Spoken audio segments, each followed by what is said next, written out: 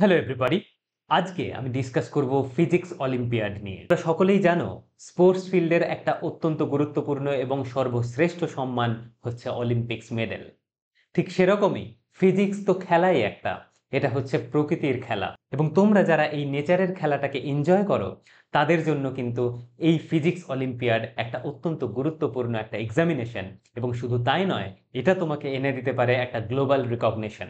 তার কারণ এই এক্সামিনেশনটা পুরো ওয়ার্ল্ড ওয়াইড সকলেই রিকগনাইজ করে, প্রত্যেকটা টপ ইউনিভার্সিটি রিকগনাইজ করে। তোমার অবদান এই এক্সামিনেশনে কিন্তু পুরো পৃথিবীতে রিকগনাইজড হতে পারে। তাই স্বপ্ন দেখতে যেহেতু কোনো বাধা নেই, তাই তোমরা চেষ্টা করতেই পারো। এবং এটা যে বিশাল কঠিন সেটাও নয়, কিন্তু তোমরা যারা ফিজিক্সকে এনজয় করো তাদের জন্য কিন্তু ফিজিক্স অলিম্পিয়াড একটা অত্যন্ত গুরুত্বপূর্ণ পথ নিজের ট্যালেন্ট দেখানোর জন্য পুরো দুনিয়াকে।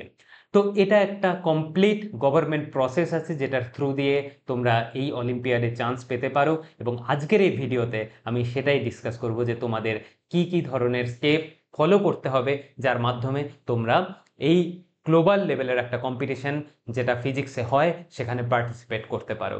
তোমাদের তার আগে বলে রাখি যে ভারত থেকে 5 জন স্টুডেন্টসকে সিলেক্ট করা হয়, যে সিলেকশন প্রসেস আমি বলবো, যে 5 জন স্টুডেন্টস ইন্টারন্যাশনালি পুরো পৃথিবীর সঙ্গে কম্পিট করে।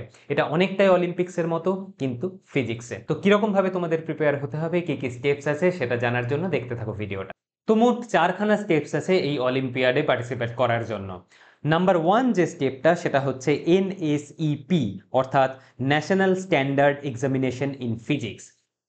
এই এক্সামটা অনেকটা জেই মেন্সের মতো, ঠিক আছে। এখানে পার্টিসিপেট করে প্রায় 40,000 থেকে 60,000 স্টুডেন্টস এবং সেখান থেকে সিলেক্ট করা হয় 300 জনকে যারা পরের লেভেলে যেতে পারবে।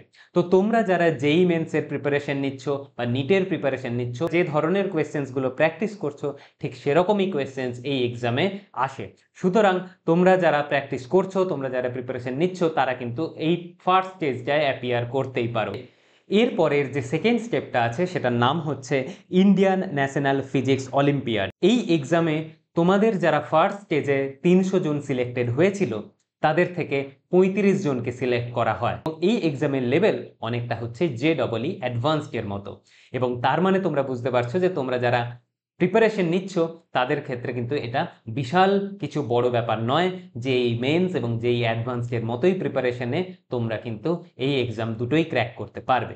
এবং এর যে থার্ড যে পার্টটা, এই এক্সামটা ক্র্যাক করার পর তোমাদের 300 জনের মধ্যে থেকে যে 35 জনকে সিলেক্ট করা হলো তাদেরকে নিয়ে যাওয়া হবে মুম্বাইতে এবং সেখানে তোমাদের ট্রেনিং দেওয়া হবে। কীরকম ট্রেনিং দেওয়া হবে, এটা হচ্ছে থার্ড স্টেজ নিয়ে আমি আলোচনা করছি। এই থার্ড স্টেজে তোমাদের ট্রেনিং দেওয়া হবে, সেটা theoretical as well as experimental, এবং তারপরে তারাই এক্সামিনেশন কন্ডাক্ট করবে।